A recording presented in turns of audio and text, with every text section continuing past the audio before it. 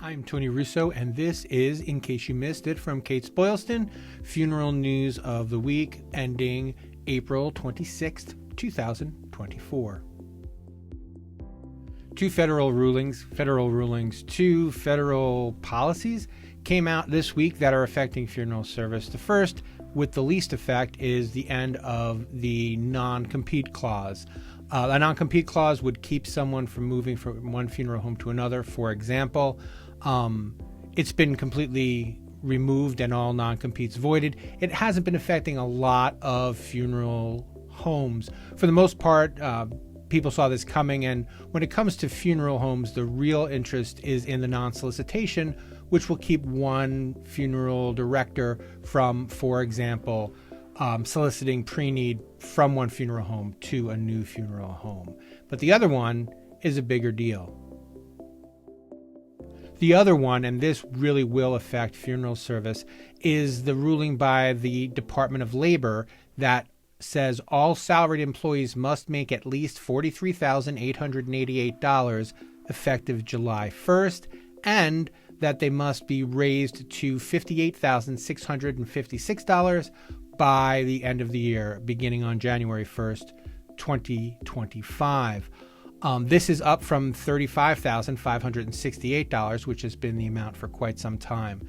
The Department of Labor further said that this amount will be reviewed and increased every 3 years. Now, what this means for funeral directors and funeral home owners is that a lot of their salaried employees will either need to be made hourly or have their salaries increased.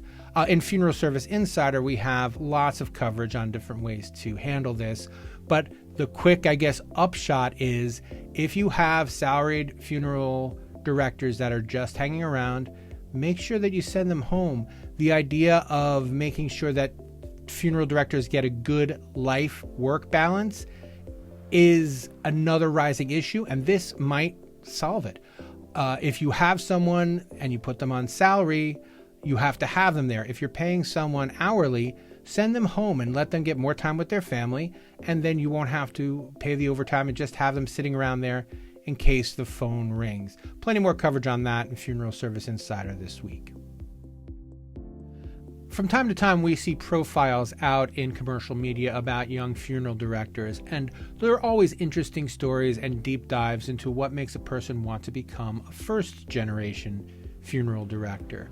This week, Embodied, a podcast from WUNC in North Carolina, profiled two young funeral directors. One, Jasmine Berrios, has been featured in American Funeral Director magazine for her work out in California. The other one, Joelle Simone Maldonado, is a funeral director in South Carolina, and both of them have embraced social media.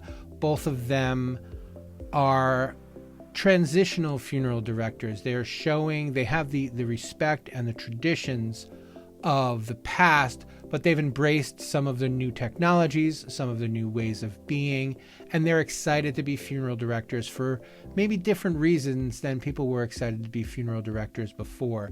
There's a link to the podcast in the show notes. It's absolutely worth listening to. NIMBYs in the news always make me a little crazy. And I want to share this particular story with you from California. There is a group called Pegasus Owners Opposed to Crematories in Our Center. That is POOCCOC, if you just spell out the acronym. And it's led by a man named Pete Leveroni. And Pete owns 2 of the 6 businesses that are publicly opposing the inclusion of this crematory in the business park. And now this is a business park in Bakersfield, California, across the street from the runways from the Bakersfield Airport. And it's called the Meadowsfield Airport. And that is probably the best place to put a crematory. I mean, if a town wanted to have a crematory out by the airport in a business park, seems like the ideal place. But Leveroni is terrified. He's terrified of the dead. And whether it's concerns about wolves digging up buried bodies, cemetery runoff, poisoning the groundwater, or in this case, what he says is a fear that the crematory will explode and take the whole building with it. Once these NIMBYs start talking, sense is driven from the room. It's because they are essentially just saying, I don't want it. I don't care what else I have to say. And as they prove by what they say ever after that, they don't care what they say.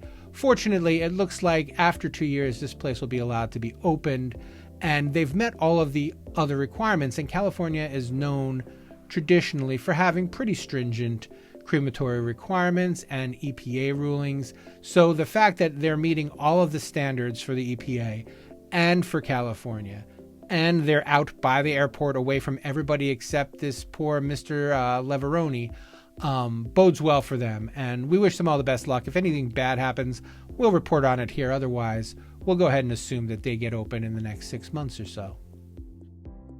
Lots of times, in case you missed it, stories turn into features in Funeral Service Insider. And in this case, there's one that is about to, that I'll probably have out in another couple of weeks. It's about It's about Olson Funeral and Cremation Services in Rockford, Illinois. They have purchased the pre-need from a closing funeral home, and it's not the first time they've done it. Occasionally, when funeral homes close, there's no prospect made for the pre-need contracts. And this bothered Mr. Olson, whom I've spoken with, and he's a really great fellow. And he buys them just so the families know that there is some place that they can go. And he has purchased them, as I said, several times before.